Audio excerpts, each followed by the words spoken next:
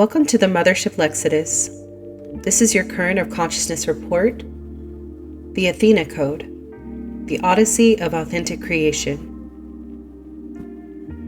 There is a moment in every life when the ocean becomes too large. Not the ocean outside, the one inside, the one made of uncertainty, the one made of grief, of longing, of possibility. The one that carries us somewhere beyond the edges of who we thought we were. We spend so much of our lives trying to control those waters, trying to calculate them, to predict the weather of our own becoming. Yet every ancient tradition eventually whispers the same secret. The ocean cannot be controlled. It can only be navigated. Perhaps this is why the Odyssey has survived for thousands of years. It was never teaching us how to defeat the monsters. It was teaching us how to remain ourselves while sailing through them. Athena never rows the ship. She never stills the waves or commands the wind. She stands quietly at the edge of perception, waiting for consciousness to become still enough to hear wisdom over fear. This is what makes wisdom so mysterious. It almost never arrives as certainty. It arrives as orientation, a gentle turning, like a compass needle remembering north. It doesn't eliminate confusion. It gives confusion direction. I wonder if consciousness itself behaves this way, not as something that forces life into submission, but as something continually learning the shape of the current beneath experience. There is a current beneath every life, beneath ambition, identity, personality, beneath the stories we tell ourselves about who we should become. Something quieter is always moving. The Greeks called it fate. Others call it God, nature, Tao, unconscious, life. Anyone who has ever stopped fighting long enough has felt it. That strange sensation that life begins moving through you instead of against you. Perhaps wisdom is simply our capacity to recognize that current. Athena is not the voice demanding movement. She is the part of consciousness that notices where the water is already flowing.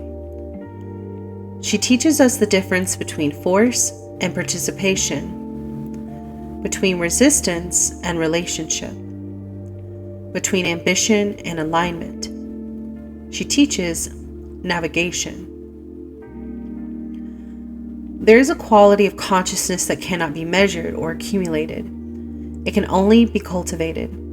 It is the quiet art of attunement. We often imagine wisdom as something we possess, yet wisdom feels like having answers and more like learning how to listen. At some point in every meaningful journey, consciousness stops asking, "What do I want from life?" and begins asking, "What is life asking of me?"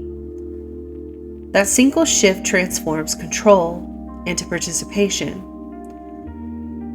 Athena embodies this movement through the Odyssey. Her gift is not certainty, but perception. She notices patterns, timing, and relationships that remain invisible to a mind consumed by reaction.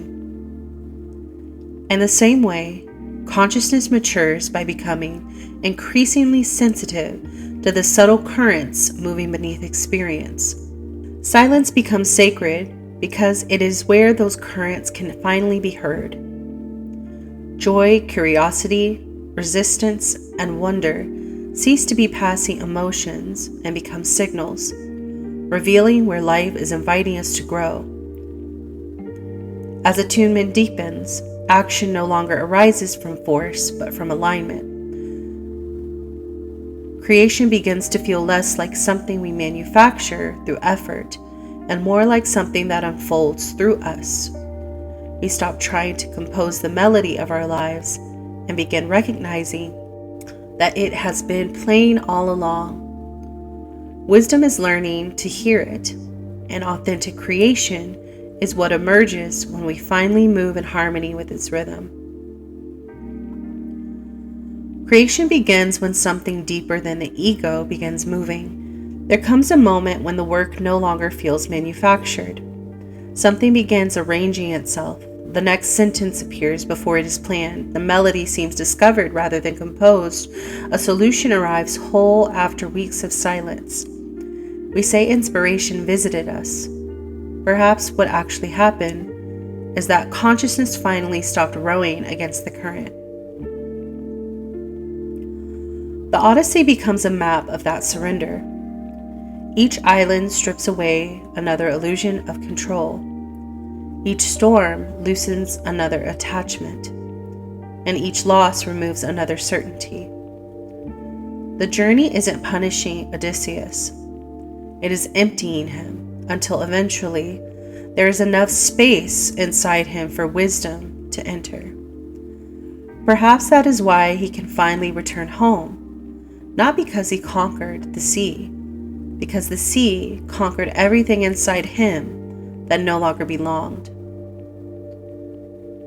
We often imagine home as a destination waiting somewhere beyond the horizon. The Odyssey suggests something more beautiful.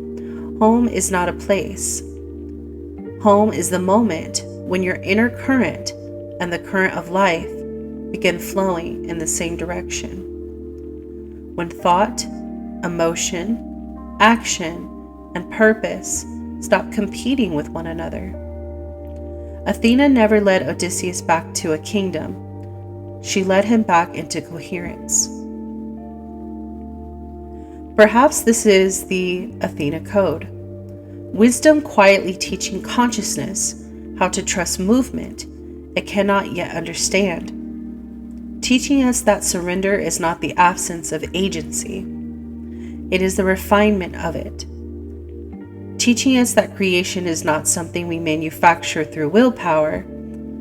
Creation is what naturally emerges when consciousness becomes transparent enough for life itself to move through it. Therefore, stay tuned to the current beneath the noise.